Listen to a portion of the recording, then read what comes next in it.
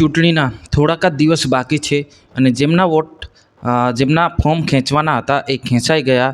હવે અત્યારે પોતાની પાર્ટીને મજબૂત કરવા માટે લોકો જે મહેનત કરી રહ્યા છે. આજે આપણે જાણીશું કે ભાઈ કયા કયા જિલ્લાની અંદર વધારે આમ આદમીનું માર્કેટ છે અને ભારતીય જનતા પાર્ટીનું માર્કેટ છે, અને જે પાર્ટીઓ અત્યારે બે પાર્ટીઓમાં બરાબરની ટક્કર જામી છે.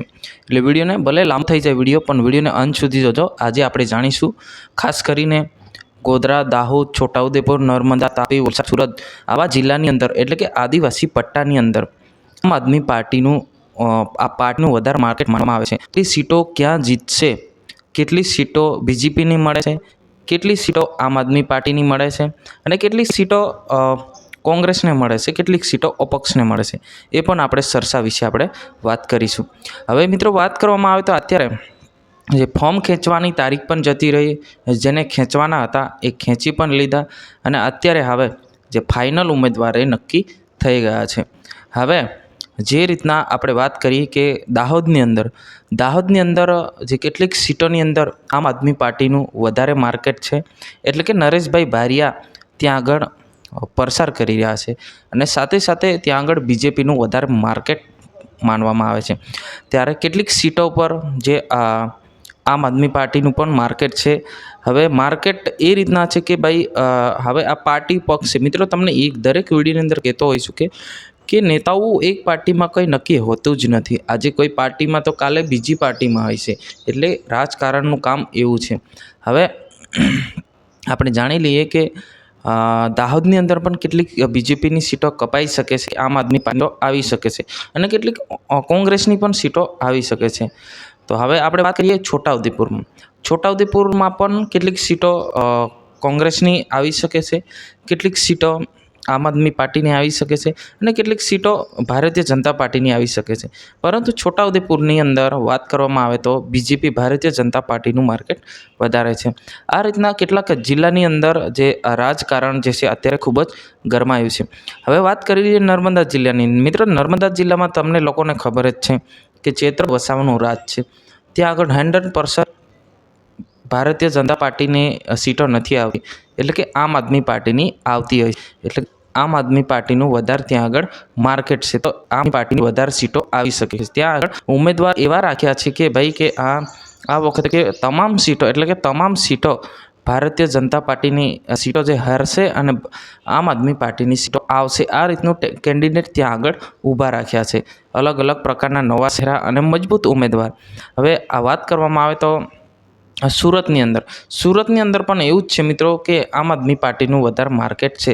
સાથે સાથે ભારતીય જનતા પાર્ટીનું તો ખૂબ જ માર્કેટ હોય છે. એટલે આમાં પણ કેટલીક સીટો વેચાઈ શકે છે.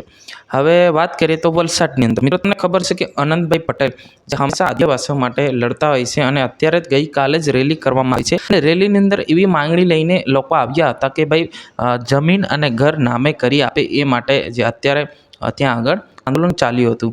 હા, ખરેખર મિત્રો કે ત્યાં આગળ કેટલીક સીટો કોંગ્રેસની આવી શકે છે, કેટલીક સીટો ભારતીય જનતા પાર્ટીની આવી શકે છે, અને જે કેટલીક સીટો આમ આદમી પાર્ટીની પણ આવી શકે છે. એટલે કે આ આખો આદિવાસી પટ્ટો, એટલે કે આખો ઉમરગામથી અંબાજીનો આદિવાસી પટ્ટો એ અલગ અલગ ભાગમાં વહેંચાયેલું છે. એટલે કે ભારતીય જનતા પાર્ટીમાં, આમ આદમી પાર્ટીમાં અને સાથે કોંગ્રેસ પાર્ટીમાં આ અલગ અલગ રીતે ત્યાં આગળ આ કેન્ડિડેટ વહેંચાયેલા છે. એટલે ખાસ કરીને તો આખા ગુજરાતની અંદર આપણે વાત કરીએ ને મિત્રો, તો આખા ગુજરાત કરતાં નર્મદા જિલ્લામાં હંમેશા રાજકારણ જે છે એ ખૂબ જ ગરમાતું હોય છે.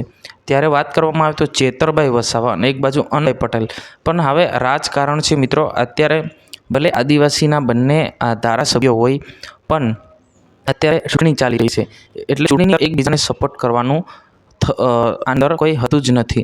એટલે કે જે પાર્ટી પક્ષમાંથી જે લડી રહ્યા હશે એ પાર્ટીને સપોર્ટ કરવાનો હોય છે. કે અનંતભાઈ પટેલની વાત કરીએ તો અનંતભાઈ પટેલ કોંગ્રેસના ધારાસભ્ય છે, તો કોંગ્રેસમાંથી ચૂંટણી લડી શકે છે.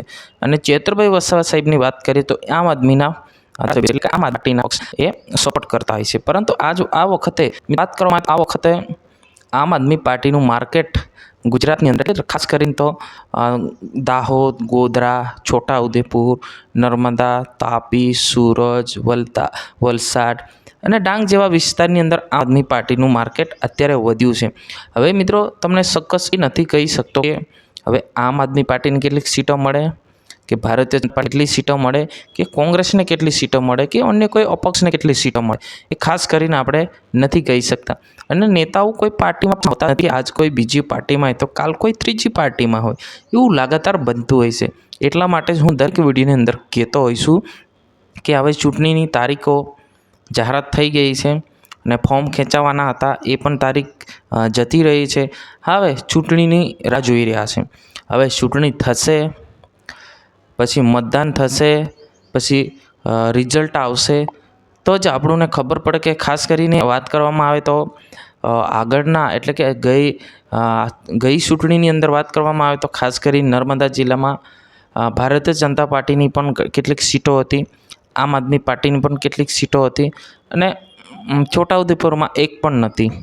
એટલે કે નસવાડી, સંખેલા, કોવાંટ આવા તાલુકાની અંદર એક પણ સીટ ન હતી. તો આ વખતે મજબૂત ઉમેદવાર તરીકે રાખવામાં આવ્યા છે. પરંતુ એ ના કહી શકું મિત્રો કે આ વખતે કેટલીક સીટો આવી શકે છે. નસવાડી, કવાંટ, સંખેડા, છોટાઉદેપુર કેટલીક સીટો આવી શકે છે. આ વખતે શિક્ષિત યુવાઓને રાખવામાં આવ્યા. આ વખતે લોકો સપોર્ટ સાથે ઉતર્યા છે. આ વખતે લોકો જૂન સાથે ઉતર્યા એટલે આવી શકે છે. ખાસ કરીને આપણે નથી કહેતા, પણ જે ભારતીય જનતા પાર્ટીના પણ જે મજબૂત ઉમેદવાર તરીકે રાખવામાં આવ્યા છે અને કોંગ્રેસના પણ મજબૂત ઉમેદવાર રાખવામાં આવ્યા છે. લગાતાર 3-4 પાર્ટી જેટલી પણ પાર્ટીઓ છે એ તમામ ઉમેદવારને મજબૂત ઉમેદવાર તરીકે રાખવામાં આવ્યા છે. એટલે હવે આપણે ચોક્કસ નથી કહી શકતા કે ભાઈ આ પાર્ટીને વધારે વોટિંગ મળશે, આ પાર્ટીને ઓછા વોટિંગ મળશે, કે આ પાર્ટીને ચૂંટણીમાં જીત થશે.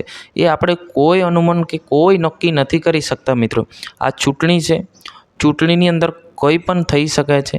કે ચૂંટણીની અંદર વસ્તુ એવું છે મિત્રો કે એક સારું કામ કરે, જે લોકો સાથે વ્યવહાર કરે, લોકોનું કામ કરે, અડધી રાતે જઈને લોકો સાથે બેસે, ફોન કરવાની સાથે લોકોને સાથે મુલાકાત આવે, આવા લોકોને સપોર્ટ કરતા આવે. એટલે આમાં કોઈ નક્કી હતું જ નથી. એટલે ખાસ કરીને તમને કહી દઉં કે ખાસ કરીને તો દાહોદની અંદર એમાં પણ કેટલીક સીટો બીજેપીને હાથમાંથી જઈ શકે છે.